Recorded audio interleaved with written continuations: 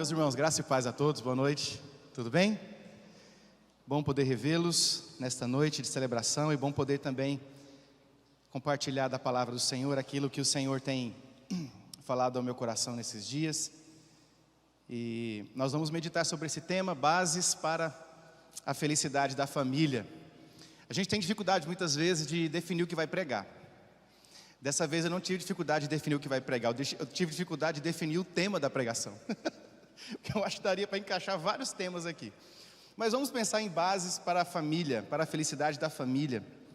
E eu convido você a abrir a sua Bíblia comigo, no Evangelho de Lucas, inicialmente, tem dois textos ali, João 11 e 17, mas vamos primeiro em Lucas capítulo 10, versículo 38 ao versículo de número 42. Lucas 10, 38 a 42.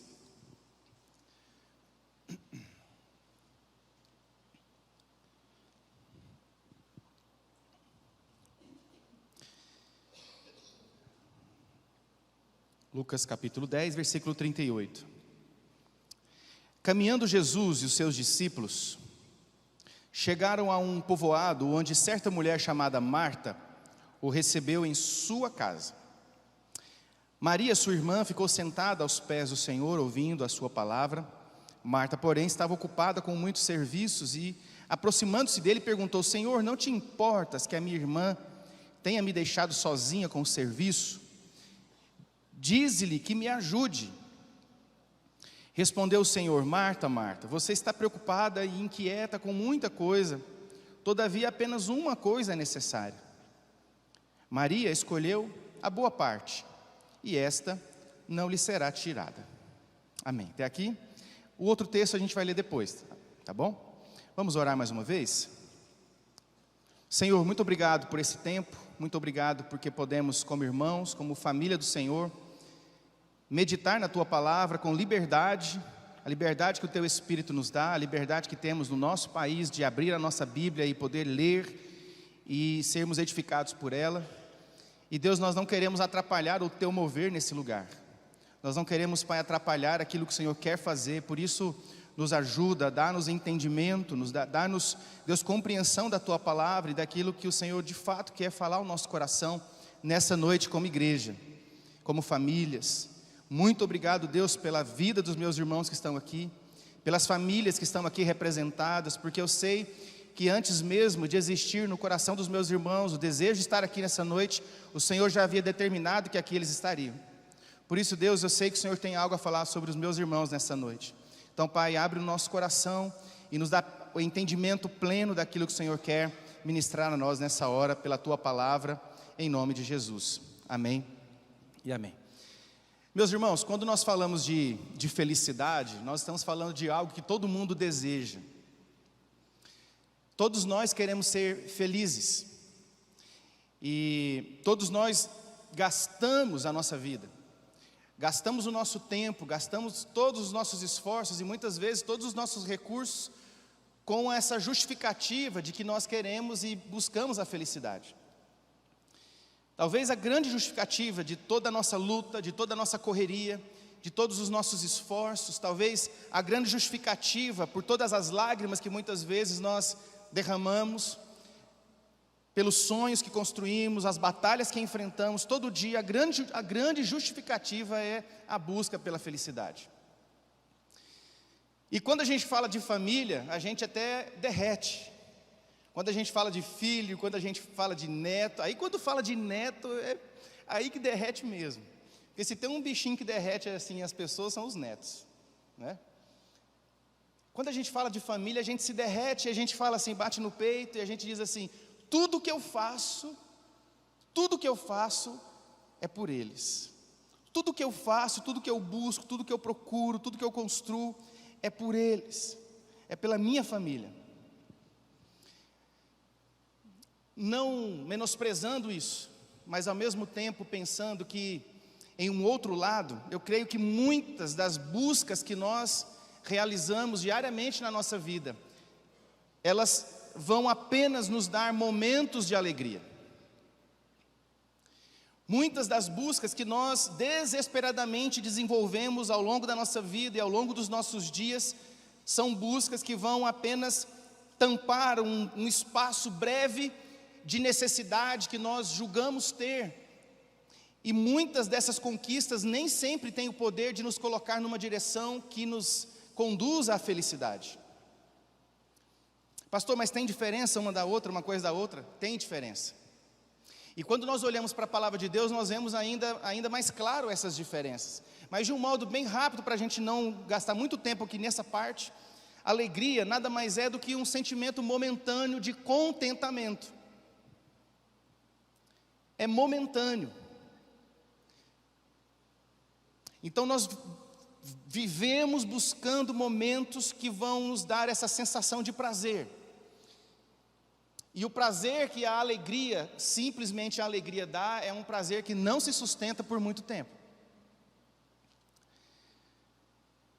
Mas a felicidade é um estado de espírito. Eu estou feliz. Eu permaneço feliz. Eu vivo feliz. Porque felicidade é uma construção, talvez, de médio e longo prazo. E que nem sempre, apesar de falarmos tanto de felicidade, e apesar de declararmos tanto que todos os nossos esforços é por causa da felicidade, nem sempre nós de fato estamos buscando felicidade. Nós estamos buscando nada mais do que uma saciedade momentânea de um prazer que nós queremos ter, que nós justificamos com alegria. Ser feliz, segundo os padrões do Evangelho, é não viver pelas circunstâncias. Então, quando nós pensamos assim, nós entendemos o padrão de Jesus. Porque lá no Sermão do Monte, quando Jesus fala das bem-aventuranças, ou seja, daquilo que deveria nos fazer muito felizes, nós vemos um padrão de felicidade que é completamente diferente dos padrões que nós buscamos. Quem aqui quer ser feliz ou é feliz sendo injustiçado? Quem aqui é feliz ou vive feliz debaixo de perseguição, humanamente falando? Quem aqui é feliz vivendo debaixo de injúria? E o padrão da felicidade de Jesus nos leva exatamente para esse lugar. Porque quando nós lemos o Sermão da Montanha, o que está ali por trás disso, nas entrelinhas, dentre tantas coisas, é que felicidade é mais do que uma dose de dopamina no seu corpo. Felicidade é mais do que uma descarga de dopamina. Porque quando a dopamina acaba, o efeito da dopamina acaba, a gente cai numa tristeza profunda muitas vezes e não entendemos por quê. Poxa, mas eu estava feliz. Você não estava feliz, você estava alegre. Você conhece alguém que está o tempo todo sorrindo? Que fica o tempo todo feliz, está o tempo todo feliz, e está chovendo canivete, está tudo dando errado, mas a pessoa continua feliz. Continua disposta, continua com um sorriso nos seus lábios, continua disposta a ser uma conselheira, um conselheiro, está disposta a ser uma pessoa que acolhe, está disposta a servir, está disposta a trabalhar, está disposta a orar, e você olha para a vida dessa pessoa e você fala, poxa, mas ela tem muitos motivos para não estar assim. Essa pessoa é uma pessoa que tem um nível espiritual muito além do meu. É uma pessoa que está além, gente, está muito além. Que já entendeu Jesus de um jeito que a maioria não entendeu, que já entendeu a vida cristã de uma forma com que a maioria de nós não entendeu.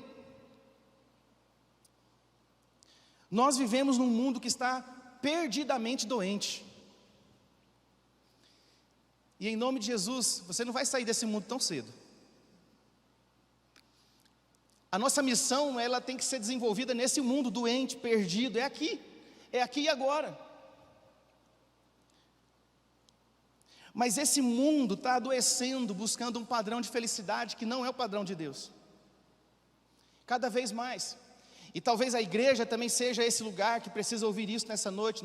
A nossa igreja especificamente, porque estamos aqui agora. Mas talvez outros precisam ouvir sobre uma felicidade que está adoecendo. Por quê? Porque nós vivemos numa época em que ser feliz é quase que uma obrigação. Todo mundo quer colocar um post para mostrar a família feliz, a família perfeita, o homem maravilhoso, a mulher maravilhosa, os filhos maravilhosos, mas quando nós paramos para ver e conversar pessoalmente, nós percebemos que aquilo ali nada mais é do que uma fantasia ou uma expectativa de algo que se gostaria mesmo de ser real. Nós estamos quase que obrigados a viver uma felicidade. E as pessoas que de fato estão vivendo um tempo de tristeza, Uma pessoa que talvez está passando por uma dificuldade pessoal e por isso está triste, ela passa a ser uma pessoa indesejada, passa a ser uma pessoa desprezada, passa a ser uma pessoa mal compreendida, porque simplesmente ela não está atendendo aos padrões da exigência de felicidade desse mundo doente que a gente vive. Há um autor, um escritor francês chamado Pascal Bruckner, e ele diz o seguinte, que eu achei fantástico isso no livro dele. Ele diz o seguinte: a depressão, que é o mal do momento no mundo inteiro, nada mais é do que o mal de uma sociedade que decidiu ser feliz a todo preço. A depressão é o mal de uma sociedade que decidiu ser feliz a todo preço, a qualquer custo. E aí a gente joga para esse nosso desejo de ser feliz todas as justificativas que no final das contas estão nos tornando uma família infeliz. Eu trabalho muito, porque eu preciso cuidar da minha família, dar o melhor para a minha família, então eu sou um pai ausente, e eu justifico a ausência com a busca pela felicidade. Veja como uma coisa autêntica, porque é autêntico, buscar felicidade, ser feliz, se transforma num problema.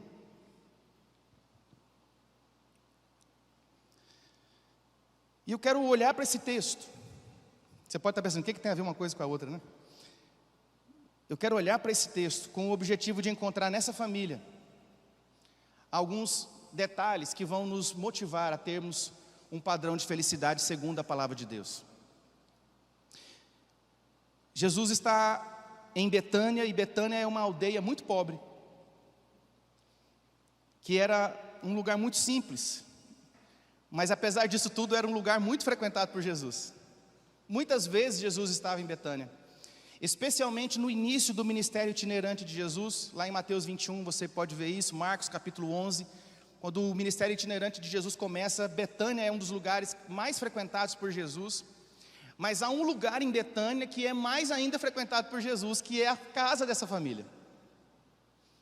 Pelo menos 3 vezes, assim, de modo muito claro, nós vemos Jesus compartilhando da sua vida com a vida dessa família. Existia um lugar que de alguma forma agradava a Jesus, a casa de Marta, a casa de Maria, a casa de Lázaro, que eram os seus amigos pessoais. Lá em João capítulo 11, versículo 5, a Bíblia diz que Jesus amava essa família. Então você entende porque Jesus passava tempo com essa família. Jesus amava estar com eles. A Bíblia não dá muita informação sobre a família, mas o que a palavra mostra é o suficiente para afirmar que existem algumas características que tornam a presença de Jesus mais palpável, vivida, sentida na nossa família. Mesmo não tendo tantas explicações sobre os personagens, sobre os membros dessa família, o que a palavra de Deus nos mostra é suficiente para dizer que há algo nessa família que alegrava o coração de Jesus. Essa família pode ajudar a gente a compreender alguns passos que nós precisamos dar para tornar a nossa casa um lugar de felicidade, de verdade. Não essa felicidade que o mundo está exigindo de nós. Não essa felicidade que talvez nós já estejamos mergulhados na busca dela. Uma felicidade fake, falsa. Uma felicidade sem a base do Evangelho. Uma felicidade que não leva em consideração as nossas diferenças. As diferenças que existem dentro da nossa casa, entre eu e a minha esposa, e entre nós e as nossas filhas, há diferenças. E a busca desenfreada por felicidade não leva em consideração isso. Por isso eu quero que você imagine a sua família como um grande quebra-cabeça, que Jesus quer encaixar perfeitamente cada peça. Porque a felicidade só vai ser possível quando as peças estiverem encaixadas. A primeira lição que eu quero tirar olhando para esse texto: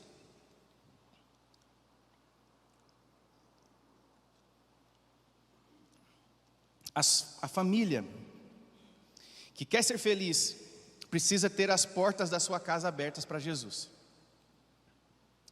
Pastor, isso parece ser muito lógico, de fato é, mas nem tudo que é tão lógico assim é praticado por nós, é vivido por nós.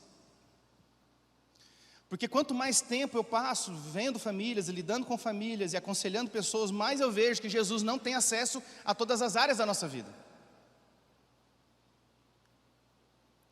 Nem sempre nós permitimos que Jesus acesse as áreas da nossa família.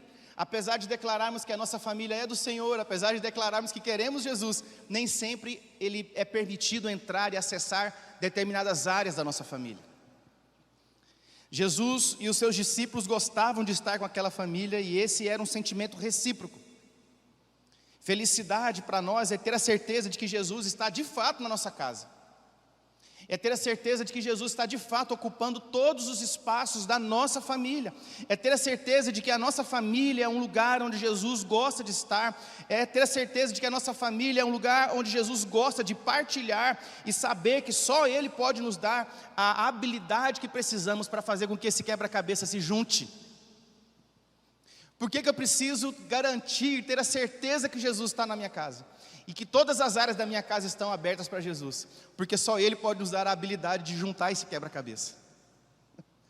Você nunca vai conseguir se dar bem com seu marido, minha irmã, se Jesus não tiver todo o acesso na sua vida. Você nunca vai ter a habilidade necessária, meu irmão, para combinar perfeitamente com a sua esposa, se Jesus não tiver acesso pleno à sua vida. E com os filhos a mesma coisa. Os primeiros cristãos não deram a eles esse nome de cristãos. As pessoas que não faziam parte do povo de Jesus, dos discípulos, do povo dos discípulos, olhavam para eles e diziam: esse povo faz aquilo que Jesus ensinou. Eles estão vivendo segundo o ensinamento de Jesus, eles são cristãos, pequenos cristos. E o maior de todos os mandamentos que Jesus condensou assim numa palavra só é amar a Deus acima de tudo e amar ao próximo como a ti mesmo. Marcos capítulo 12. Por que Jesus condensa tudo nisso? Porque todo o restante vai depender disso. Todas as nossas ações, todos os demais mandamentos, todas as demais necessidades que temos como filhos de Deus, elas vão desenrolar a partir do amor. De amar a Deus e de amar ao próximo. Eu amo tanto a Deus que eu me entrego ao meu próximo e vivo para o meu próximo como Jesus viveu. Isso me torna um cristão. Na mesma disposição mental de Cristo. Na minha opinião, essa é uma atitude que nunca terá efeito completo, se não começar com as pessoas que vivem mais perto de nós. Porque nós somos bons demais para amar quem não está com a gente no dia a dia.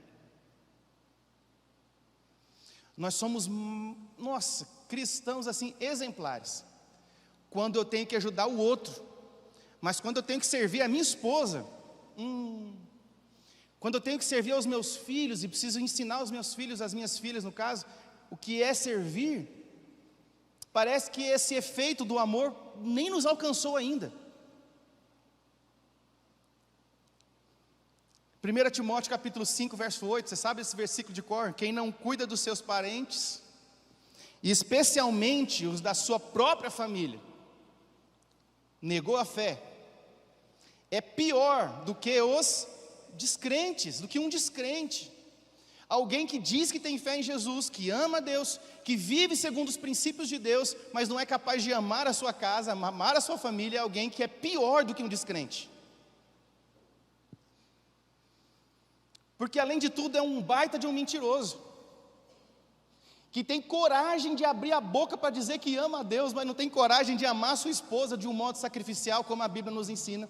Não tem coragem de parar, de fazer os seus filhos se irarem com atitudes imbecis, me desculpe a palavra, por parte dos pais, provocando a ira dos seus filhos, filhos provocando a ira dos seus pais.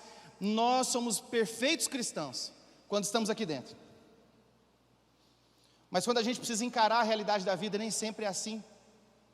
Porque nem sempre o amor que nós vivemos aqui dentro é o amor que nós vivemos dentro da nossa casa. Prova disso é que Jesus não tem acesso às áreas da nossa família.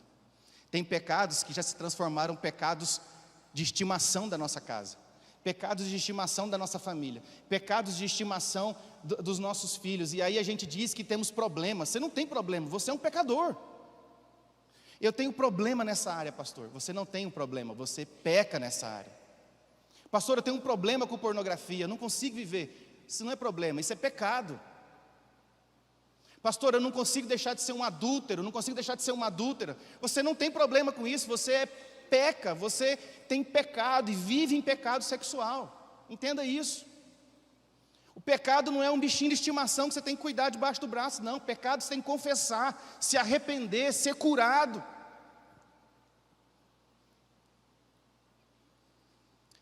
E se homens são fortes demais para querer brigar com todo mundo, seja forte para vencer sua pornografia. Seja forte para vencer a sua ignorância. Seja forte para ser o sacerdote da sua casa e apresentar a sua família como uma noiva imaculada na presença do Senhor, antes de querer fazer isso aqui dentro, porque não dá certo. Não é assim que funcionam as coisas. Se Jesus não tiver acesso a todas as áreas da sua vida, você vai viver de alegrias, mas não vai experimentar felicidade. Vai ser uma busca constante de saciar um prazer momentâneo, mas nunca vai poder bater no peito e dizer: a minha família é uma família feliz. Nunca. Segunda coisa que nós precisamos. Primeira coisa, garantir que Jesus tem espaço na nossa casa, em todas as áreas. Segundo, uma família feliz precisa ter equilíbrio. Vamos analisar rapidinho aqui o versículo 38, logo no início. Caminhando Jesus e quem mais? Seus discípulos chegaram a um povoado onde certa mulher chamada Marta o recebeu em sua casa. Jesus não andava sozinho. Jesus andava em comitiva, certo? Então vamos analisar aqui, Jesus mais 12 discípulos, na quanto? 13, mais 3 moradores da casa, Marta, Maria e Lázaro, quantos? 16, vamos dizer que tem mais um olhudo ali perto e tal, querendo encaixar ali, vamos dizer 17, 20 pessoas. Quem aqui receberia 20 pessoas na sua casa de surpresa de uma hora para outra? A gente não recebe visita de qualquer jeito. A gente tem que garantir que a casa está organizada, que a comida vai dar, que está tudo limpo, que o banheiro está usável, que está tudo certo, que os talheres estão prontos, que, enfim, as louças. Você imagina? Quando Marta soube que Jesus estava chegando com aquela galera toda, como é que ficou o coração dela? Jesus não condena Marta em momento algum.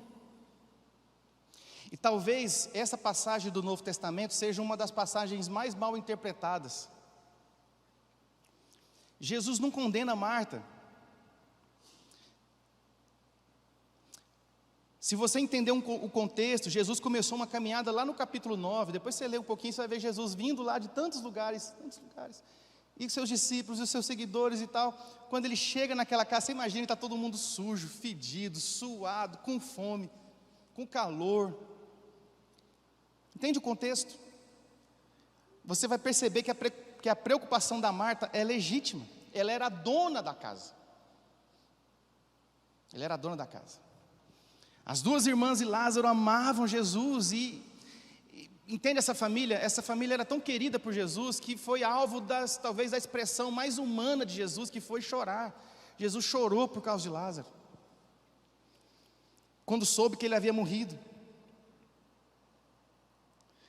Maria senta-se aos pés de Jesus para ouvir o que Jesus estava falando.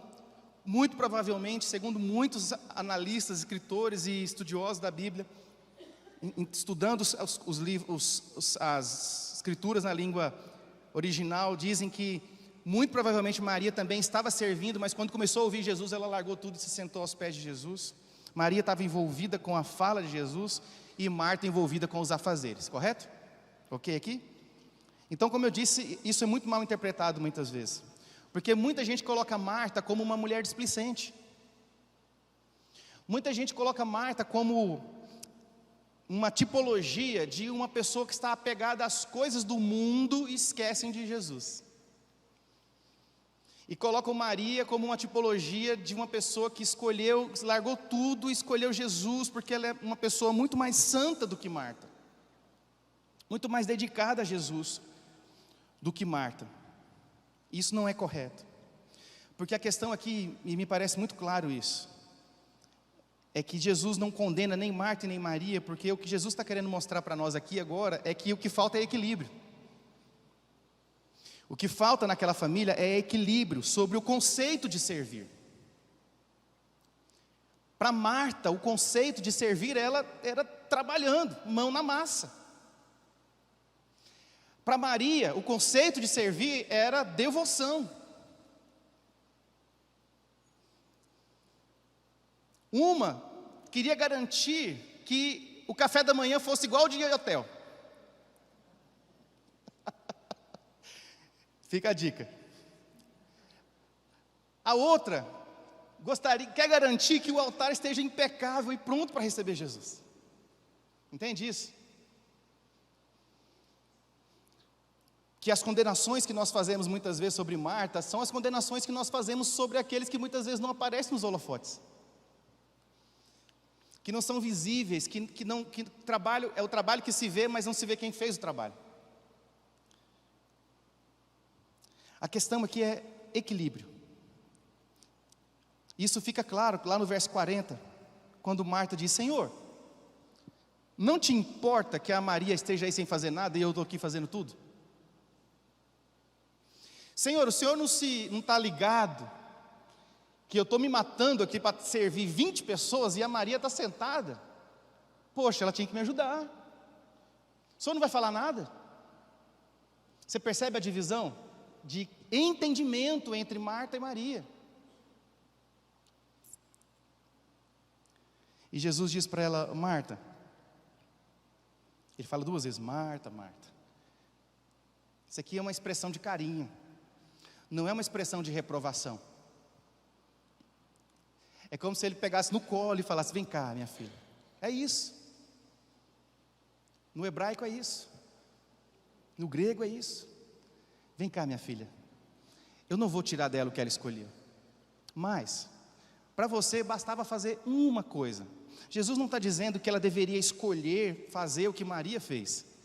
Jesus está dizendo: basta fazer uma coisa. Veja aí, verso 41. Respondeu o Senhor: Marta, Marta, você está preocupada, está inquieta com muitas coisas. Eu acabei de falar, são 20 pessoas. É comida, é banho, é talher, é roupa, é vasilha para lavar, é vasilha para colocar na mesa, é mesa para arrumar. E ele diz: você está preocupada, inquieta com muitas coisas. Todavia, apenas uma coisa é necessária. Jesus não está dizendo com isso que esta coisa necessária era assumir a mesma postura de adoração de Maria. O que Jesus está dizendo é: você está lavando, passando, cozinhando, esfregando, cuidando da mesa, a gente só quer comer. Entende isso? Eu só quero comer, a gente só está pensando em comer. Nós estamos andando, desde o capítulo 9 que a gente está andando aqui, a gente chegou agora, quero comer. Só basta uma coisinha. Uma coisa, você está fazendo 10. E a Maria escolheu fazer isso, e eu não vou tirar dela, deixa ela em paz. Eu estou tentando traduzir isso de uma maneira bem familiar para você entender isso. Porque quando eu leio esse texto, eu entendo que Marta é o símbolo, talvez, da produtividade. E nós queremos muitas vezes julgar as pessoas pela sua produtividade, até na igreja. Maria é o símbolo da receptividade. Que erro há em um e outro? Necessariamente nenhum. A questão é que na vida cristã há aquele que só se sente bem fazendo, e há aquele que só se sente bem recebendo. Isso é um problema na prática, sim, porque a exortação que Jesus faz a Marta não é pelo seu estilo de adorar, pelo seu estilo de servir, mas porque colocar todo o seu zelo, toda a sua preocupação, toda a sua força em coisas que não eram fundamentais naquele momento.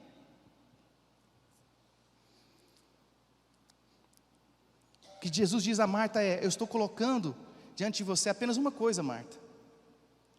Não coloque tudo à frente do que é mais importante, porque basta uma coisa. Mas por que eu estou dizendo isso? Porque eu estou dizendo que as nossas famílias precisam de equilíbrios.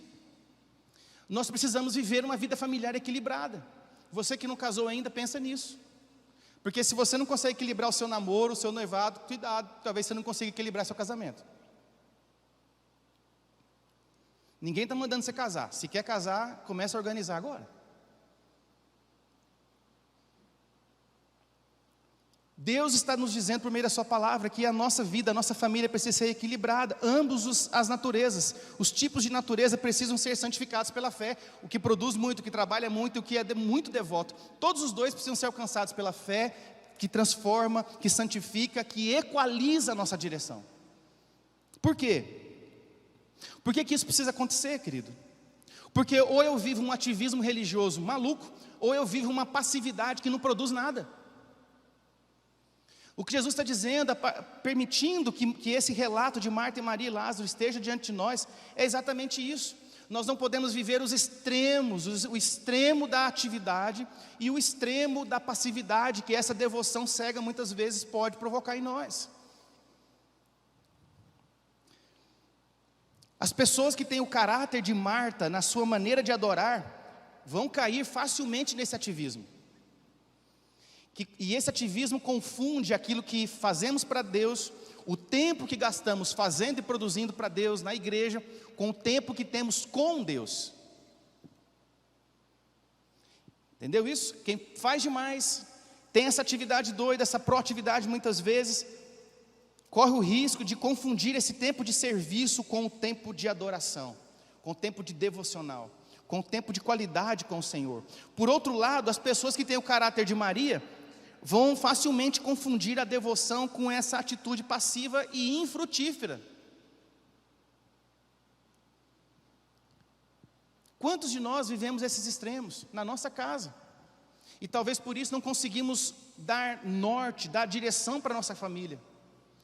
Ou gastamos tempo demais com atividades que não deveriam acontecer, ou gastamos tempo demais com uma devoção sem fruto.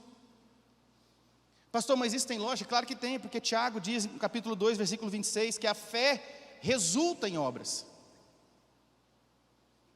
Nós não somos salvos pelas obras, mas a partir do momento em que somos salvos, a nossa salvação, a salvação que Deus nos dá, nos faz produzir obras.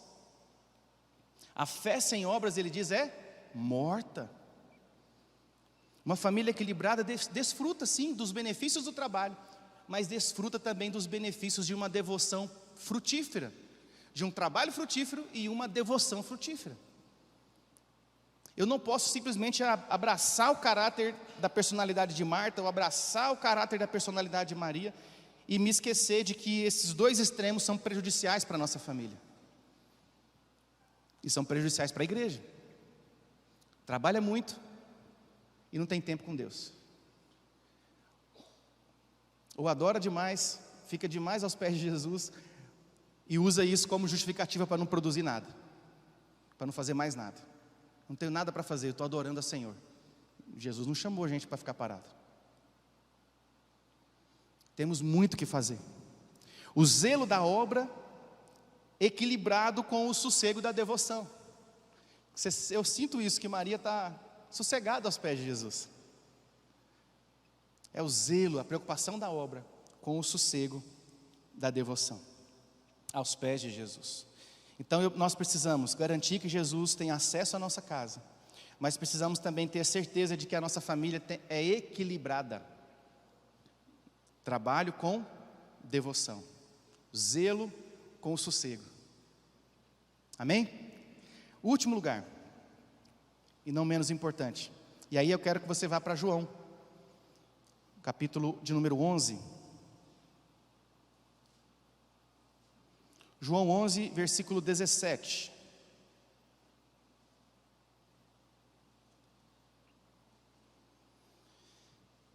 Ao chegar Jesus, João 11, 17, verificou que Lázaro já estava no sepulcro, já havia 4 dias.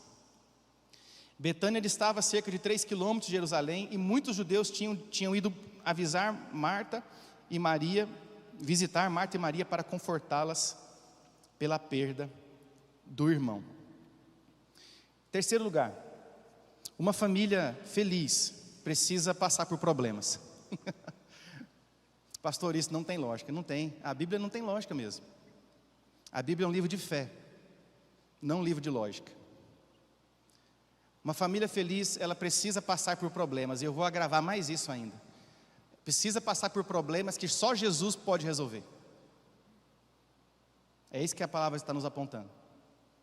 Uma família feliz é aquela família que aprendeu que existem lições preciosas nas crises. Nós ouvimos hoje pela manhã o pastor Marlon falando que inevitavelmente nós vamos passar por situações que vão nos colocar diante de grandes paradoxos da nossa vida. Todas as famílias vão enfrentar ou enfrentarão crises, e a questão não é se vamos enfrentar, a questão é quando vamos, porque nós vamos enfrentar.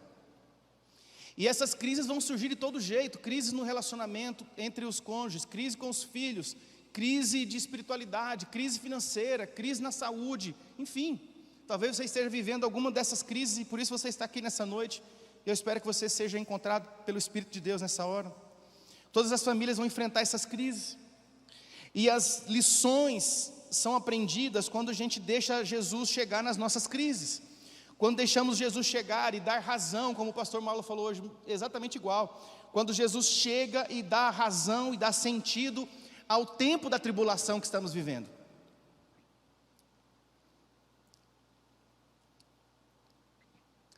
A primeira modificação que a crise provoca, e nós vemos isso no texto, é exatamente, quase que automaticamente, as diferenças são colocadas de lado. Se tem uma coisa que a crise faz é unificar aquilo que estava desunido. O texto que nós lemos diz: muitos judeus tinham ido visitar Marta e Maria para confortá-las pela perda do irmão. Confortá-las. As diferenças que existiam no estilo de Marta, no estilo de Maria, no estilo de Lázaro, que a gente nem falou nada sobre ele aqui, mas as diferenças que existiam entre naquela família agora já não existem mais, porque elas estão unificadas, unidas pela dor, elas estão unidas pela lágrima. As diferenças foram colocadas de lado. Marta agora não quer saber mais se Maria está aos pés de Jesus, Maria não quer saber se Marta está trabalhando, agora elas querem se abraçar e chorar. Quando nós aprendemos que a única forma de resolver as nossas crises é irmos juntos, na direção daquele único que pode nos socorrer, que tem as respostas, que tem a palavra de ordem, que faz o nosso Lázaro ressuscitar, a crise vem, porque na crise Deus nos ensina a pegar na mão uns dos outros, e caminharmos juntos na direção daquele que pode resolver a crise. Talvez existem crises que nós estejamos vivendo, que só estamos vivendo porque ainda estamos resistindo de caminhar assim, do jeito que os irmãos estão aqui, de mãos dadas e abraçados. Porque enquanto a gente estiver vivendo uma vida familiar onde eu aponto o tempo todo as diferenças, você não é assim, você não faz isso, não sou mesmo. E não vou ser, porque Deus não me fez para ser uma peça igual. No quebra-cabeça de Deus, eu sou completamente diferente da minha esposa. E ela é completamente diferente de mim. A arte de viver a felicidade na vida familiar é encaixar essas peças de um modo em que a figura que elas querem construir se torne visível. E eu pergunto, o que Deus está querendo construir na sua vida, na sua família, que você não está permitindo que seja edificado? Talvez até já passou por crises, já passou por dificuldades, mas ainda está lutando para deixar Deus encaixar as peças.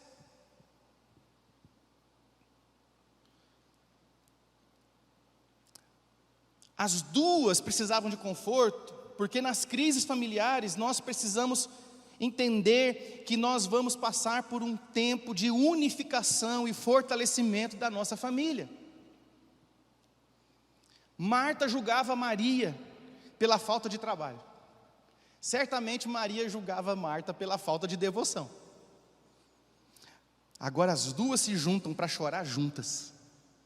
Gente, isso aqui é demais. Porque muitas vezes, eu volto ao que eu disse lá no início, a gente tem disposição para chorar junto com todo mundo, mas quando é para chorar com o nosso filho, para sentir a dor dele, para sentir a dor da nossa esposa, parece que seca as nossas lágrimas. Eu estou falando isso para mim, serve para mim. Parece que as lágrimas não existem. E Deus vem como pai que corrige os seus filhos, que alinha o coração dos seus filhos, que corrige aqueles a quem Ele ama, porque é isso que o texto diz, e derrama uma crise sobre nós, e nessa crise a gente chora, a gente esperneia, mas a gente descobre que só dá para resolver se a gente der as mãos, e sair desse atoleiro juntos.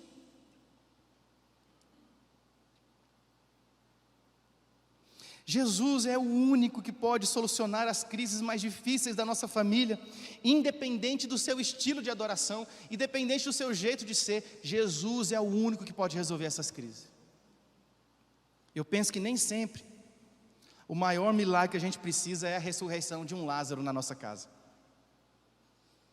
Nem sempre o maior milagre que você precisa e que eu preciso é a ressurreição de um Lázaro que está morto e está enterrado e está fedendo já na sua vida. Mas talvez o maior milagre que a minha família e a sua família precise é o milagre de ser unida, nem que seja pelas lágrimas, nem que seja pela dor, nem que seja pelo sofrimento, mas focada no mesmo propósito e buscando juntos aquele que é poderoso para trazer a alegria de volta. Amém? E aí eu falo sobre o Lázaro. O Lázaro era a alegria da família. Talvez era aquele irmão que contava piada, que é o primeiro a sentar, porque você vai ver depois, se não me engano é no capítulo 12, quando Jesus é ungido, no capítulo 12. 6 dias antes da Páscoa, Jesus chegou a Betânia, onde vivia Lázaro, a quem ele havia ressuscitado dos mortos, e ali prepararam um jantar para eles. O que Marta estava fazendo? Adivinha?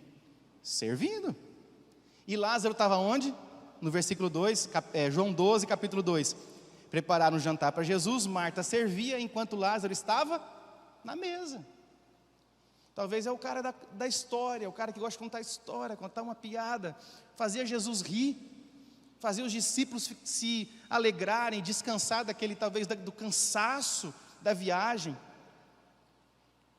E quando a crise da morte de Lázaro vem, é como se a alegria fosse arrancada, e você entende a dor das duas.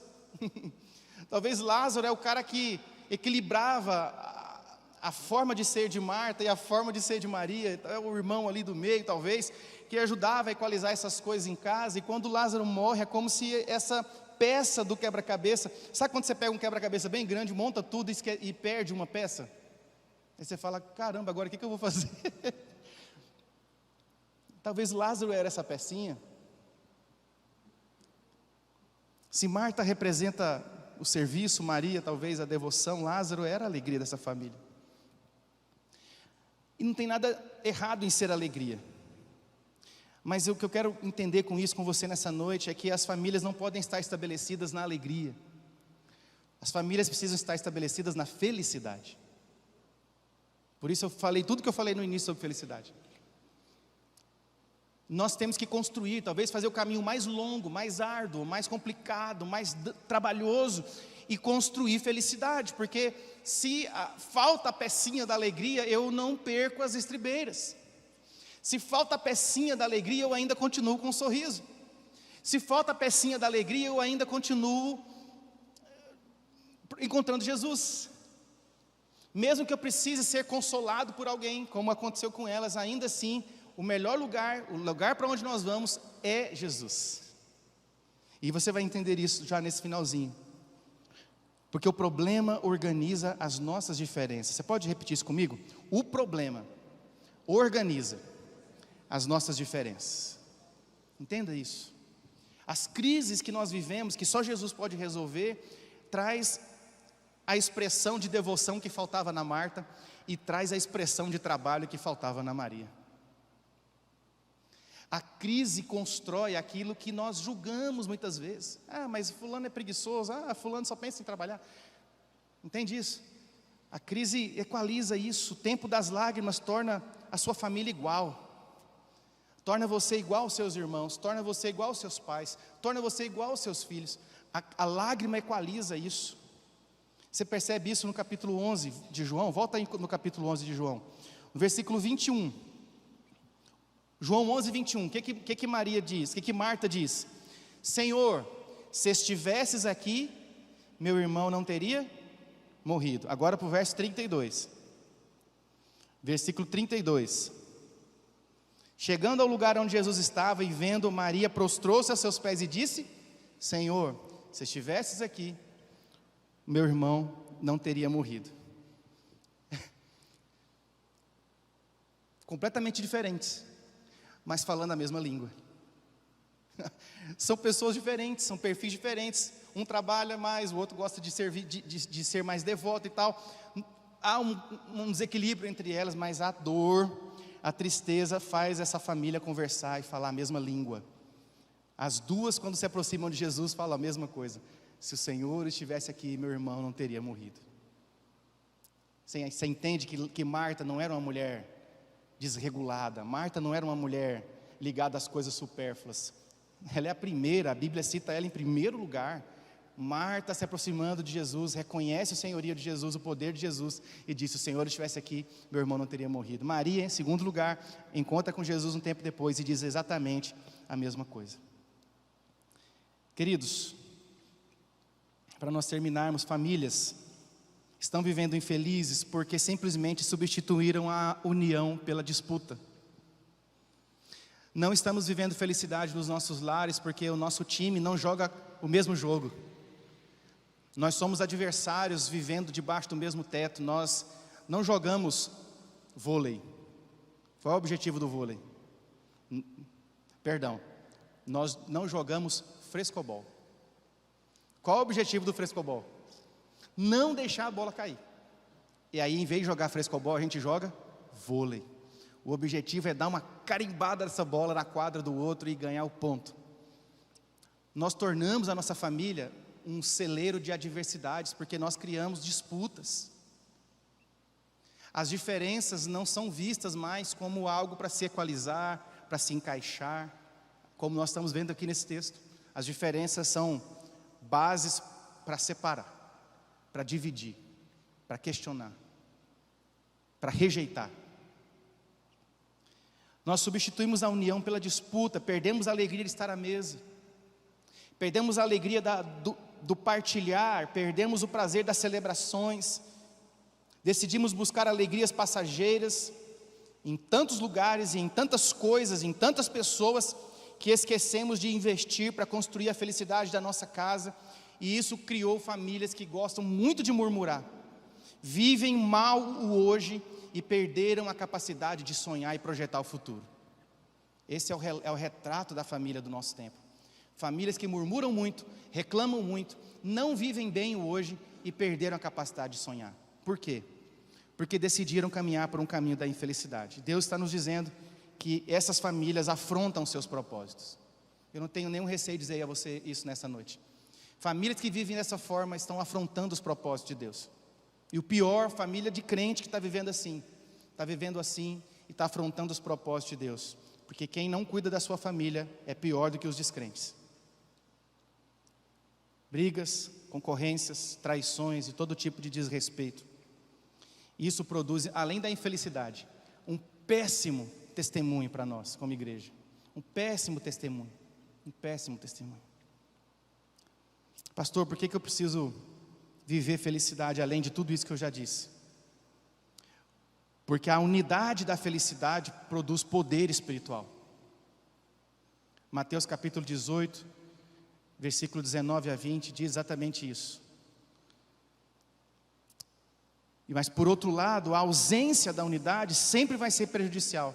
E 1 Pedro capítulo 3, versículo 7, diz que inclusive as nossas orações serão impedidas por falta de unidade. O pastor Guto falou domingo passado sobre a unidade da igreja. Queridos, muitas coisas que a igreja vive, de facções, de partidarismos, de falta de unidade, de falta de parceria, falta de amor, não foram geradas dentro da igreja. Foram geradas num ambiente em que o amor deveria ser a base de tudo. foram geradas nos nossos lares. E a gente não consegue viver unidade como igreja, porque nós não conseguimos viver nem como família. Imagine como igreja. Se aqui há pessoas que são ainda mais diferentes do que eu. A presença de Jesus é o equilíbrio que a nossa família precisa, é a solução para as nossas crises, e a dependência de Jesus vai remover os limites que vão surgindo diante da nossa família, até a morte dá lugar para a vida, quando Jesus chega na nossa casa. Então não há um problema sequer, não há uma diferença sequer, não há uma complicação sequer que nós podemos viver como família que não pode ser atendida, solucionada, resolvida por Jesus. No reino de Deus, há um efeito muito interessante quando nós juntamos as coisas. Geralmente é soma, né? 1 mais 1, 2. Mas no reino de Deus é diferente. Quando você junta 5 pães e 2 peixes, você não tem 7 itens, você tem 5.000. Porque no reino de Deus, unidade não é soma, unidade é multiplicação. Unidade é multiplicação. Então, um marido e uma esposa não são 2. E a gente não consegue nem vislumbrar o poder que essa unidade vai ter sobre a nossa casa. A gente nem tem noção do que Jesus quer fazer por nós, se nós entendermos que esse quebra-cabeça que a gente chama de família tem que ser encaixado, tem que ser juntado. Dá trabalho? Dá. Você vai quebrar a cabeça muitas vezes, você vai ficar, Deus, o que eu faço? Para onde que eu vou? Mas Jesus quer tornar a sua família um lugar feliz, querido. Amém? E muito mais do que tornar a sua família feliz, Jesus quer tornar a sua família um manancial de felicidade, que contagia as famílias, que contagia a igreja, que contagia os seus amigos, que se transforma num exemplo, num modelo para a sua família e para quem está ao seu redor. Deixa Jesus tornar a sua família um lugar feliz, cheio da presença do Espírito Santo, equilibrado, vibrante, mesmo nas adversidades, mas sabendo que tudo vai convergir para a glória de Deus. Amém? Vamos colocar de pé. Quando Jesus recebe a notícia da morte de Lázaro, Jesus disse: isso não é o fim, porque isso aconteceu para que o Senhor seja glorificado, para que o Pai seja glorificado. Então, querido, talvez você esteja olhando para a sua família hoje e pensando assim, é o fim.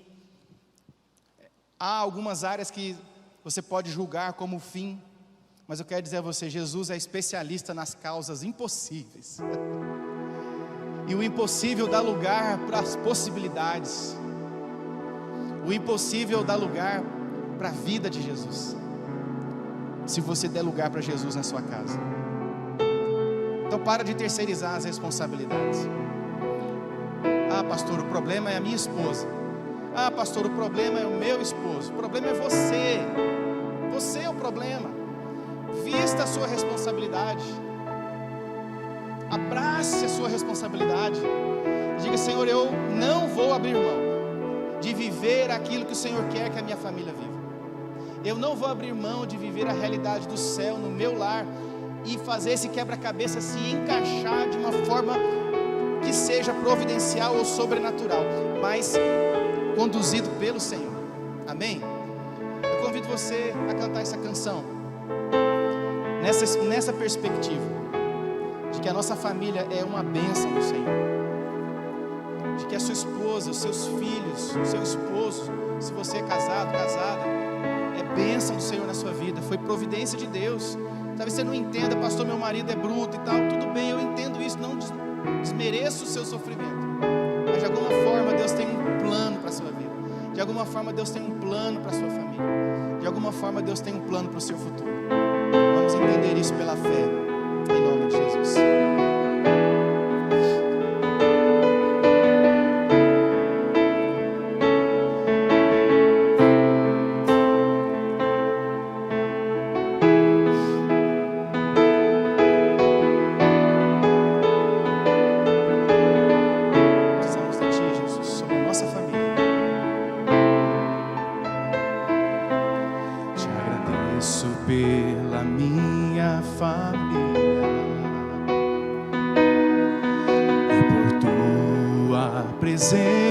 No meu lar, agradeço pelo pão de cada dia, que o Senhor nunca deixou faltar. Te agradeço pela nossa harmonia. Só em Ti, Senhor, podemos confiar. Te agradeço pelas Tuas maravilhas e os milagres que ainda há de operar. A minha família é bênção do Senhor. Me ensina a tratar minha família com amor. Edifica minha casa para o Teu louvor. A minha família é um presente do Senhor. Quero orar por você nessa hora. Talvez nós nem precisemos de nenhum milagre assim urgente na nossa casa, mas talvez nós precisamos de unidade. Talvez nós precisamos de equilíbrio. E talvez o maior milagre seja a certeza de que Jesus tem acesso a tudo que nós vivemos, a tudo que nós falamos e a tudo que nós sonhamos. Então eu convido você a fechar os seus olhos nessa hora. Se você gostaria de receber uma oração direcionada assim, só dá um sinal com a sua mão e eu vou orar por você aqui do altar. Não precisa vir aqui à frente, mas nós queremos orar por você. Eu quero orar por você. Os irmãos que estão aqui à frente, estão ministrando louvor, vão também orar por você nessa hora. Eu quero entender que o levantar das suas mãos é um pedido de socorro para o Senhor. Eu quero entender que o levantar das suas mãos é uma exposição do seu coração para Deus, dizendo: Senhor, eu quero que a minha família seja uma família feliz. Não nos padrões que estão sendo vividos por aí, não nos padrões que estão sendo ensinados, mas nos padrões que são ensinados pela Tua palavra. Pai, eu quero abençoar os meus irmãos que de alguma forma aqui se encontram necessitados de viver essa realidade de uma felicidade que é muito além do que os olhos podem enxergar. E Deus, eu sei que existem resistências à Tua palavra, e eu quero pedir ao Senhor que essas resistências sejam derrubadas no mundo espiritual, para que a Tua palavra venha como uma flecha no coração dos meus irmãos e os convença, não pela força do homem, mas pela força do Teu Espírito. Deus, há famílias aqui que precisam do socorro do Senhor, mas também há famílias aqui que precisam, Pai, de uma resposta pessoal, uma resposta da presença do Senhor na família, que permite o acesso do Senhor. Então, Pai, vem sobre a família, que haja aqui famílias de portas abertas para receber a Tua presença, que hajam aqui famílias dispostas a serem equilibradas pela ação do Teu Espírito, e que hajam famílias aqui que entendam as crises como uma oportunidade de serem unidos e se tornarem unidos para a glória do Senhor. Pai, traz esse marido de volta, traz essa esposa de volta, traz esses filhos de volta à centralidade daquilo que o Senhor projetou no seu coração para essa família. Talvez estão perto, estão vivendo debaixo do mesmo teto, mas separados no seu coração, separados na sua disposição mental, separados nas suas emoções, separados, Deus, na sua vida espiritual. Pai, une as famílias do Teu povo, e que esta unidade reflita sobre a Tua igreja e sobre todas as áreas dessa cidade onde eu e os meus irmãos estamos acessando e estamos, Pai, de alguma forma influenciando. Pai, vem sobre os Teus filhos nesse lugar. Nós Te agradecemos pela nossa família, nós Te louvamos porque a nossa família é bênção do Senhor. E Deus, não há nenhum erro no Senhor, o erro está em nós, que muitas vezes desprezamos aquilo que o Senhor uniu, rejeitamos aquilo que o Senhor ajuntou. E Deus, e nós queremos muitas vezes culpar o Senhor por aquilo que nós fazemos. Nós nos arrependemos dos pecados da nossa família, nós confessamos os pecados da nossa família, Deus, e que nada nos separe do Teu amor como família do Senhor, que nada nos separe da Tua presença, porque a nossa família é bênção, é uma bênção nas Tuas mãos, em nome de Jesus e para a glória de Jesus, amém. Recebei a bênção, que a graça e a paz do Senhor Jesus. O amor de Deus, nosso Pai, a comunhão e a consolação do Espírito Santo de Deus esteja sobre você, sobre a sua família, sobre aqueles que estão aqui com você e aqueles que não estão aqui. Que a graça abundante de Deus, os dons e os frutos do Espírito sejam abundantes sobre você e sobre a sua família hoje e sempre, em nome de Jesus. Amém. Amém. Amém, queridos. Deus abençoe, uma excelente semana. Seja uma bênção na sua casa, seja uma bênção na sua família.